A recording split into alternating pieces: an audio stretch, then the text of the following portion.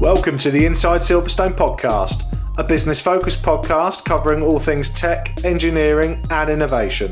Hosted by me, Chris Broome, a huge tech, motorsport and gaming fan, and also the owner of Longhurst, a firm of lifestyle financial planners and independent financial advisors located in Silverstone, Northamptonshire. This is a series of unscripted and unpolished conversations with leading business owners, thought leaders and high-tech talent where we discuss their experiences within the Silverstone business and motorsport region. We will also be asking them to share their knowledge, insight and their thoughts on the future just for you. If you're looking to learn more about the Silverstone high growth region and commercially connect with like-minded peers, you've definitely come to the right place. Welcome to Inside Silverstone.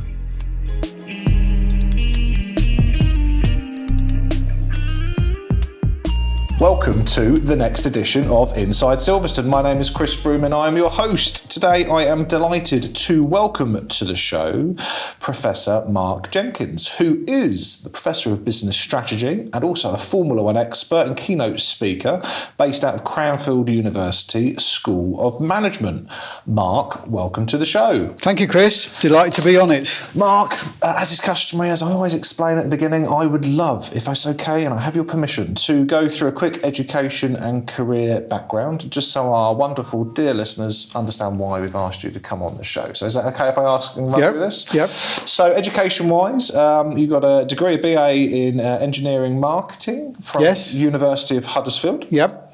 And then a little bit later in life, you also got a PhD in management from the Cranfield School of Management. Yep.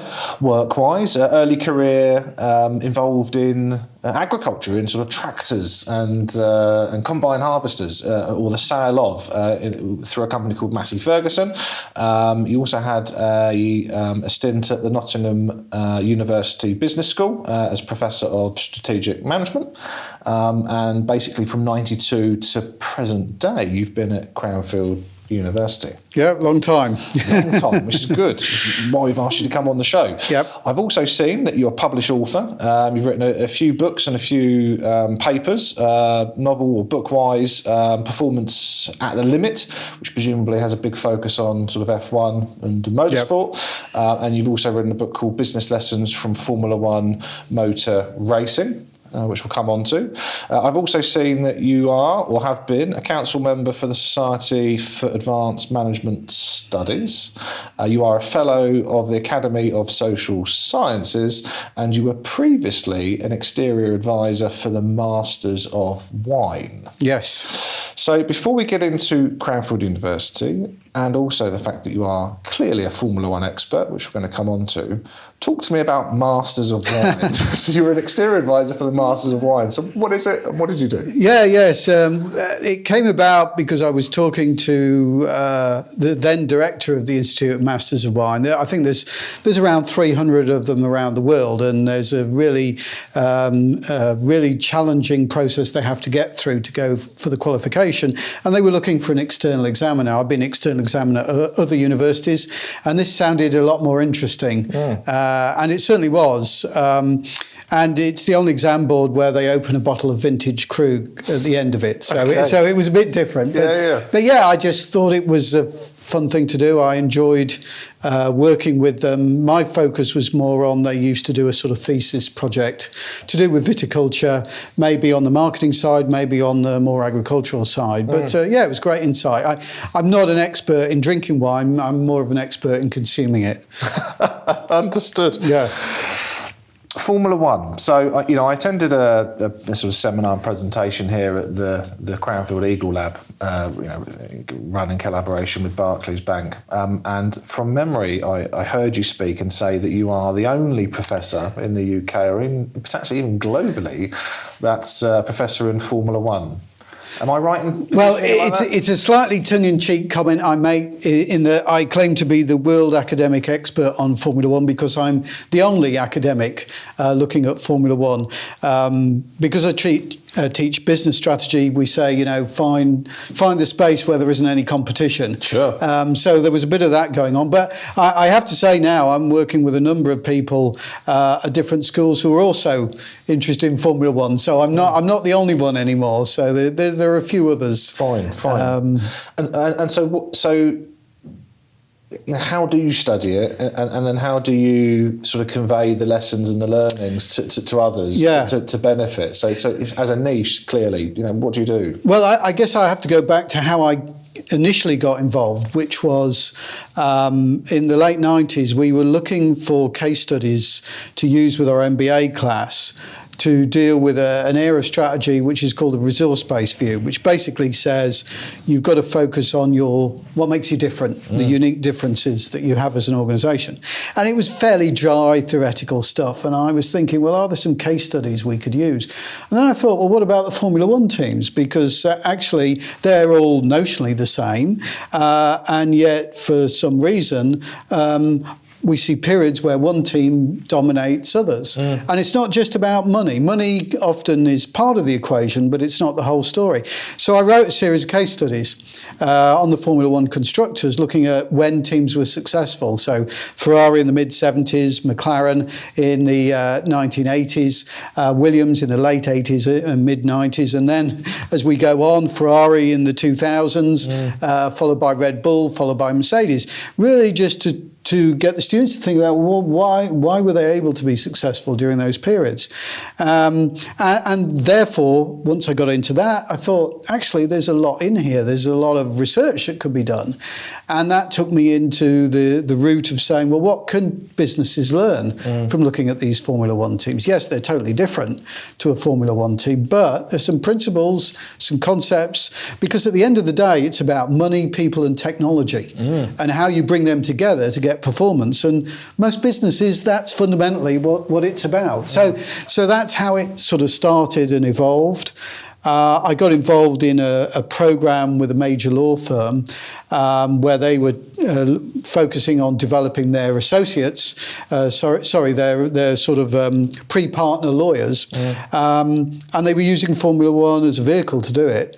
And I met two guys on that program who were working with me on it, Ken Pasternak and Richard West.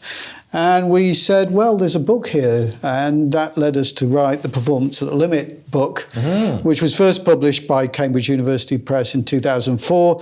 And now we're on the third edition, and the paperback came out in 2018 of the book. And that sort of provided the sort of basis for a lot of the stuff I do, the work I do with organisations, talking about, what you can learn and how these lessons can be really powerful to help organisations with the challenges they're facing.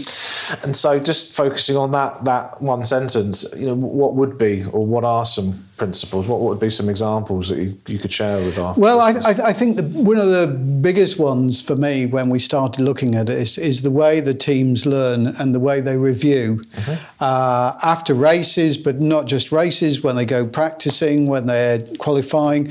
They're constantly reviewing. They're constantly trying to take the learnings and address all the issues and then move forward. And lots of organisations are very poor at that. They get on, do stuff, and then they do it again, and often mistakes are repeated. In Formula One, you can't afford to do that. And so they have to build in this discipline of learning, reviewing, understanding what went wrong, and rectifying it moving forward. Because if they don't address it, they go backwards. So I think that, to me, is one of the most powerful things that organisations can begin to do in the way they operate. Am I right in remembering that you also mentioned during the presentation that I listened to that an F1 car, from the start of the season to the end of the season, every single part in that will have evolved and changed or been improved? Yes, yeah. There won't be a single piece that would have been in the first car. Exactly, yes, yeah. They create 10,000 or so part numbers for the new car, and they'll develop another 10,000 part numbers through the season. Wow. It's a bit like Trigger's Broome, if you watched Only Fools and Horses. Yeah, I've had this Broome for X number of years. But that's right. It's had a number of different heads and sticks. Exactly. It's the same thing. But he got an award, though. Yeah, that's right. Classic episode. Yeah. Okay. And as the Professor of Business Strategy here at Cranfield University, sort of School of Management, what do you do? What's your sort of day-to-day life look like? And the great thing about Cranfield for me is that because we're a graduate school, we work with students who are experienced on our MBA programs, but we also do a lot of executive development with people in organisations and the challenges they're facing.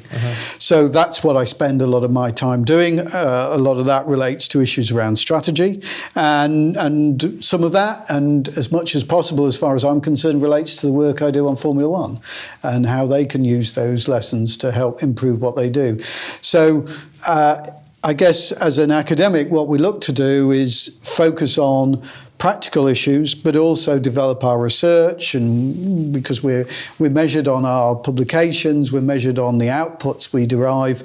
In other words, we're measured on thought leadership, putting stuff out there, developing new ideas. And so if I can do that and it feeds my teaching and I'm making a difference in organisations, then that's great. And presumably you are, and presumably that's what's keeping you at Cranfield University, because you've been here, as you've said, for quite a while, since '92. Yeah. So as a place to work, as an academic, is it the place to be for you? It is, and it's that practical focus. It's not an ivory tower, never has been. It's about dealing with real problems, and that goes just in the School of Management, but also in the other schools within the university, in the technology schools, where equally we're focused on solving practical issues. Okay, and so in relation to some of the things that Cranfield is known for, or going to be known for even more so. So I've read up on something about digital control towers, which presumably has got something to do with aircraft, noting. Yeah, so Cranfield started as a school of College of Aeronautics in 1946. Yeah, and so that's the history. And we're as you saw as we walked over, the aircraft everywhere. And so that's the history of it. But the technology is changing, and clearly there's a lot of digital transformation going on. And one of the things we've got here on the campus is one of the first digital control towers in the UK, where we're actually, you're able to simulate and operate in a digital space where the aircraft are moving, positioned, and all those kind of things. And that also feeds through to some of the work we're doing on autonomous vehicles, on mechatronics, and in motorsport, because we've been into aeronautics for a long time, we've been involved with motorsport for a long time. Peter Wright of Lotus developed one of the Lotus active suspension system in partnership with some of the people at Cranfield. So we've got a long history in that kind of space. Okay, and in relation to the sort of autonomous space, I've also read something about a test track being developed. Yes, we've got one of the first autonomous vehicle test tracks. So if you go over the other side of the campus, you will see cars with lots of kit on doing various autonomous things. May have people in, but they won't be controlling the car. They'll be sat there, and that's where the technology is going. That's where the future is, and it's important as a university to be very engaged and part of that.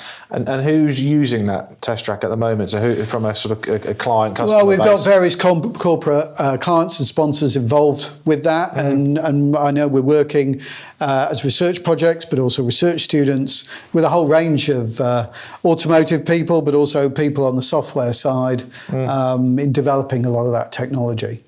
Okay, and presumably, if not already, there's big scope for the Silverstone Technology Cluster and Silverstone Park to sort of further collaborate with that. Absolutely. I mean, one of the things I know over the years, for example, we've got an MSc in Advanced Motorsport Engineering. A number of students have moved to businesses on the Technology Park. And it's just up the road. We're all in what we call Motorsport Valley. We're all part of that sort of region, which is really a sort of crescent shape from the north, from sort of Silverstone to the west of London and down through the south. So it's a sort of crescent shape, but we're all part of Motorsport Valley, so we're all very much interconnected. And presumably, it's going to seem like a silly question, but you've spent a lot of time at Silverstone Circuit, F1. I mean, you're just down the road from you. Yes, absolutely, yes. And our students over the years work with BRDC and with the MIA, Motorsport Industry Association, with supporting some of the VIP events and so on they do. So we're well connected there. And presumably, fingers crossed, hoping that Silverstone retain, the F1. Yeah, absolutely. I think you've got to look at the DNA of Formula One. And, the first British Grand Prix in 1950 was at Silverstone.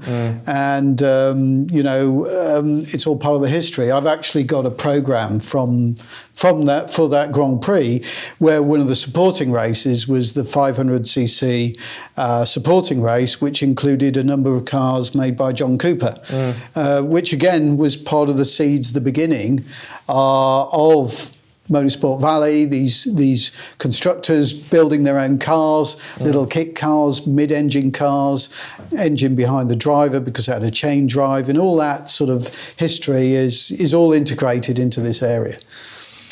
And appreciating that the process for you becoming an expert in Formula One was in part by sort of connecting, basically the journey of an F1 team or and their success to basically what you do here from a sort of business consultancy and strategy perspective. But prior to making that decision to use F1, presumably you're a massive motorsport fan or something. Was there something in the DNA? It's interesting. I followed motorsport probably until the late 70s, early 80s, and then I'd sort of moved away, sort of lost interest in it. But when I sort of came back to it, it sort of reconnected all of those things. And one of the first people I interviewed, who was a real hero of mine, was Ken Tyrrell, who's sadly no longer with us. But one of the case studies also I developed was looking at the development of the six-wheel Tyrrell, and that to me got me back into that world, and you sort of begin to build up and understand the history a lot better.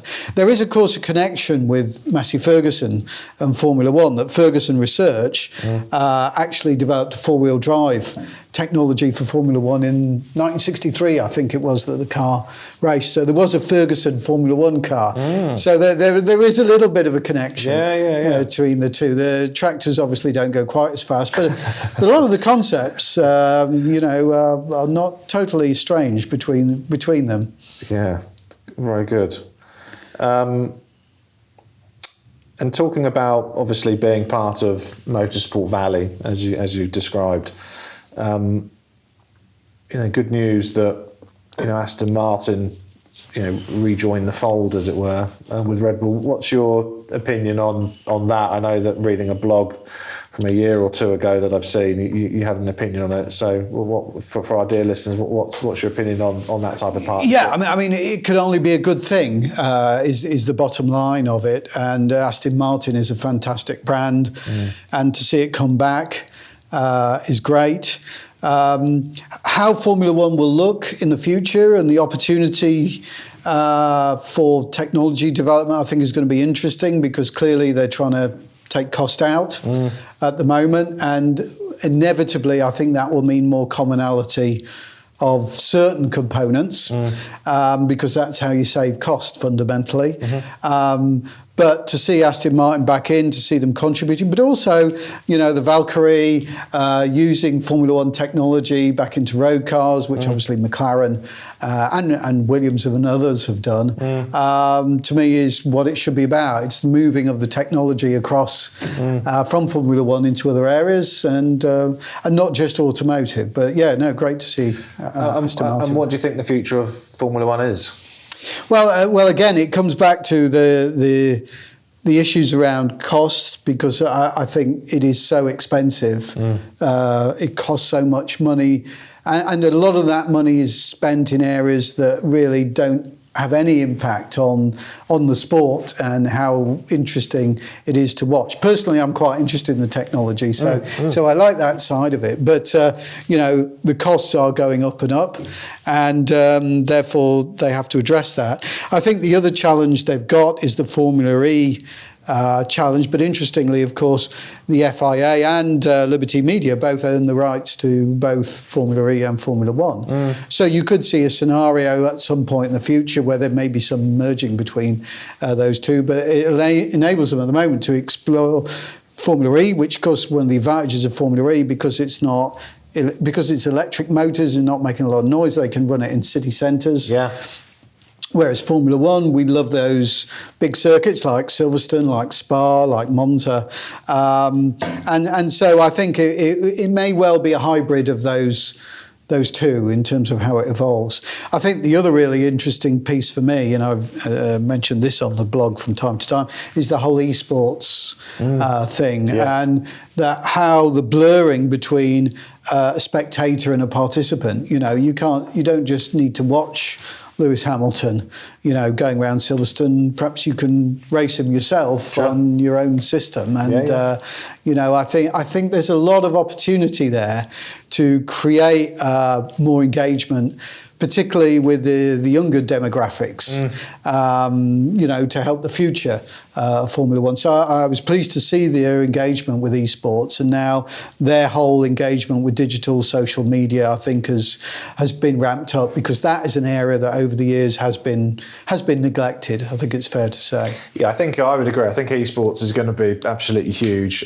We had on season 1 of the podcast the guys from Virtually Entertained, who are based on Silverstone Park, and so they're becoming very, very, very big in the esports world for that exact same reason that you've explained. Giving any gamers out there, and I'm a bit of a gamer, as people know, the ability to be Lewis Hamilton or whomever, or going back to being a Jenson Button or whatever it would be.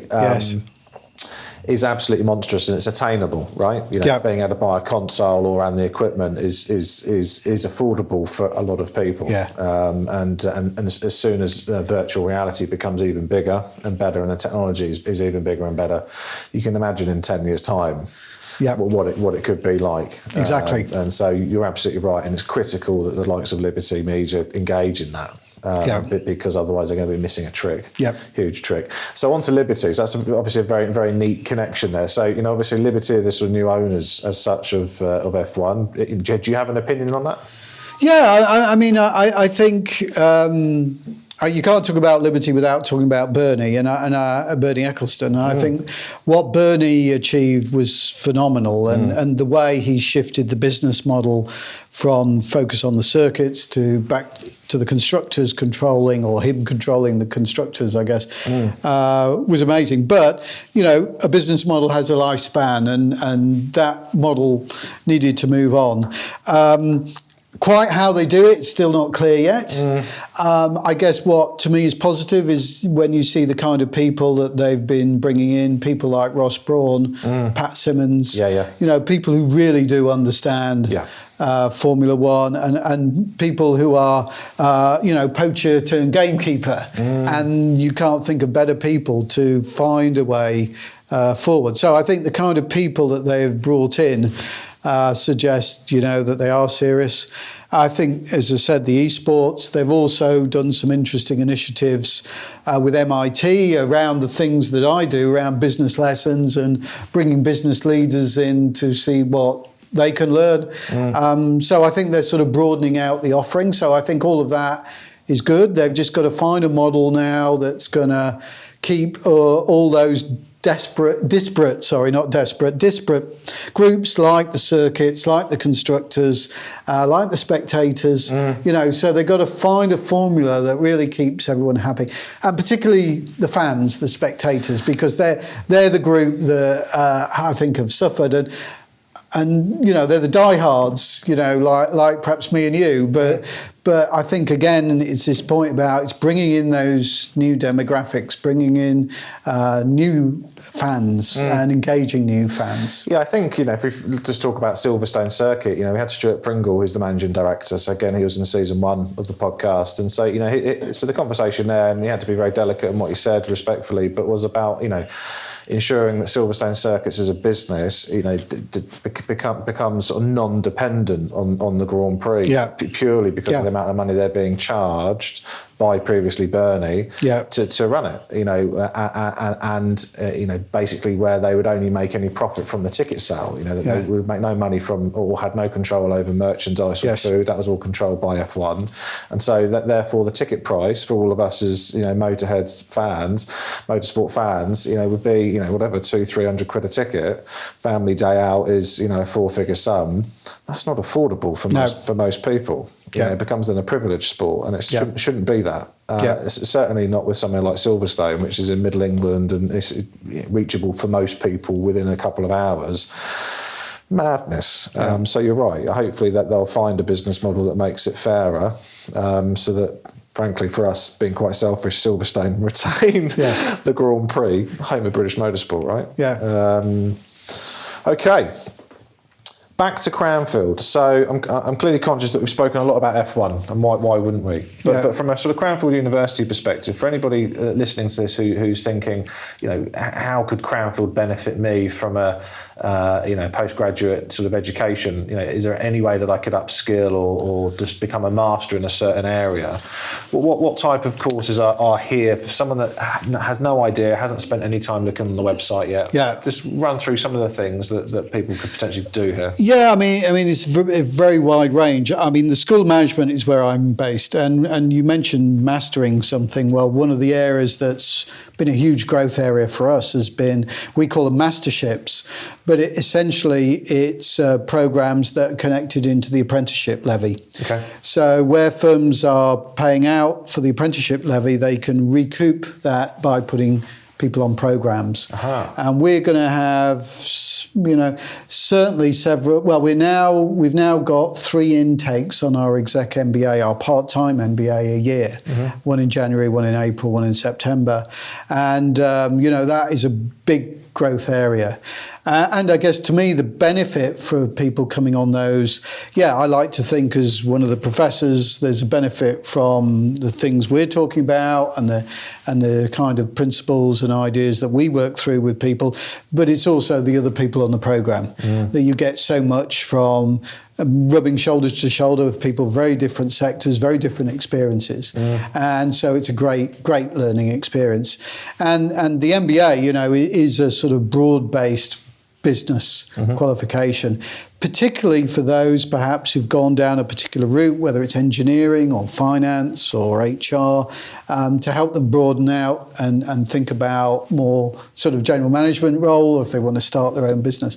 So that's a major area for us at the School of Management. So we've got various programs there. Another one, particularly again thinking of the technology cluster, is we have a program called the Business Growth Program, which is designed for small businesses, entrepreneurs, but to help them frame and map out their growth journey. And that's a growth journey not just for the business, but for them as individuals. So presumably this is the course that the likes of Paul North from Illuminous. Yes, that's right. So he's been on the podcast again season 1, so he spoke very highly of it. Yeah, and Dr. Steffi Hussells is the director of the programme, who you've met, and it's something that is incredibly powerful. And Deborah Charles, who also has been on the programme. And for me, it's this double thing. It's the business and the individual, because the two are interlinked, in when we're dealing with small businesses, and it's helping people work together with people facing similar challenges, and often it can be very lonely doing that kind of thing. So to me, that's another strong program. And of course, in the other schools, we have a school focused on the environment and water management, so a lot of technology programs, MSc in that area. We have a school focused on aerospace, transport and manufacturing, so that's where a lot of the autonomous work is going on. And we have a school of defence, which is located down at Shrivenham, between sort of Oxford and Swindon. So we've got quite a very broad area, but it's really about leadership in technology. Leadership and technology, are the areas that we'd focus as a university. And in relation to relationships with the Silverstone Technology Cluster, as an example, so what do you have? Presumably hopes that things will continue to grow and prosper. The STC is a couple of years old; it's still quite new. Silverstone Park's a little bit older than that. What are your hopes for the future there? Yeah, I think.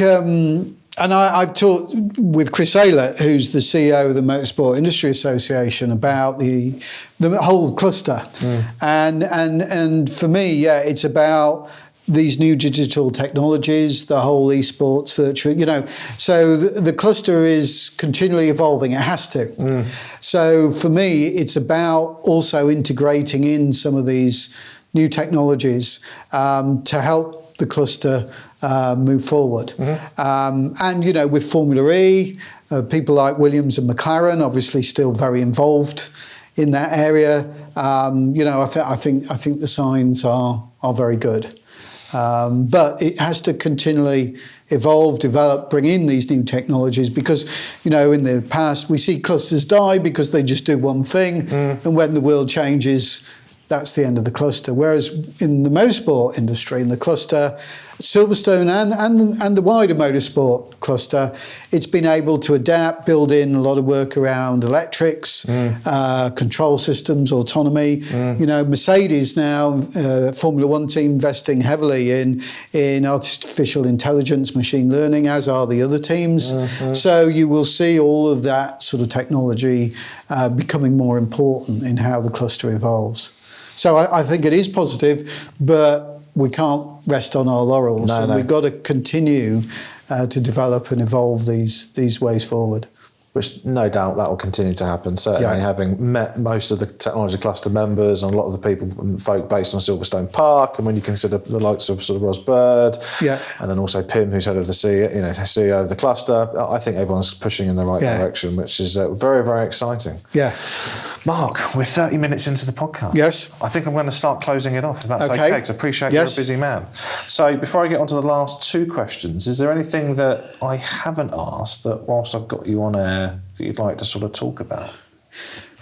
I guess the one thing, and it may be one of the questions you're coming on to, but I think for me the issue around careers and development is following your passion.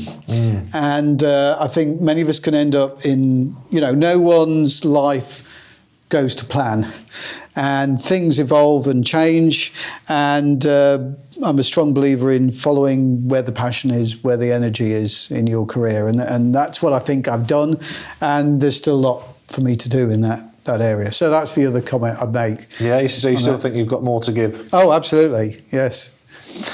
Well, that answers the second question. It's going to be, what bit of advice would you give your younger self? And so presumably the answer is... no, there was a different answer. For that. Okay, fine. Well, we'll start with that question, and I'll come on to the embarrassing mistakes last. So what bit of advice would you give a sort of younger version of Mark Jenkins? I think the key for me is, my younger self...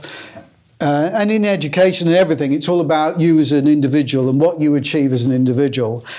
And, what I realise now so much, and the work I've done in Formula One, the work I do at Cranfield, you're always part of a team. And it's the same in Formula One, And therefore, it's not about you and you have to do everything. It's about the way you engage and work with others. That's the really critical thing. So that would be the one thing I'd say to my younger self is focus on working with others, working with teams, getting the best out of that, and bringing in other people to help you and move ideas forward. Very wise. Last question. Embarrassing mistakes. Embarrassing mistakes. One that I can publicly say, I guess, was in the early days when I was doing interviews and I was just sort of feeling my way into Formula One. I spoke to Ken Tyrrell and Derek Gardner, who'd been his designer, and I got an interview with John Barnard. And John Barnard was a real hero of mine for the simple fact that it was on his account that Enzo Ferrari agreed that Ferrari would set up a base in the UK to design and develop Ferraris in the 1980s. It was called the GTO, the Guildford Technical Office, which was a play on the Ferrari GTO 250, I think.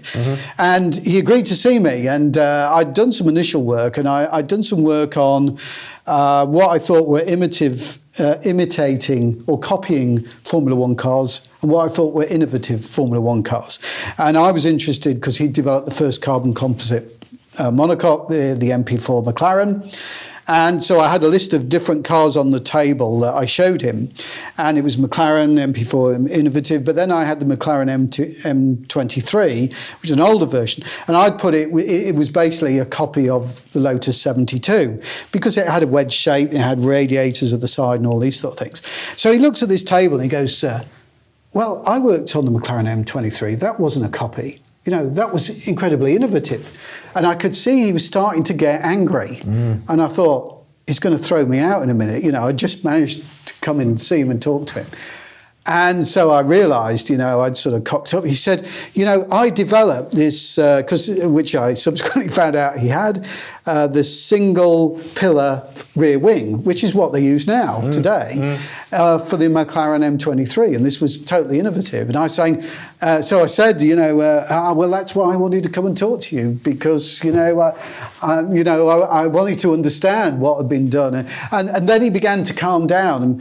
But to me, the learning point was always do your homework. Absolutely. As thoroughly as you can, because I was very nearly thrown out. And of course, not of course, but he's got a brilliant biography out on him.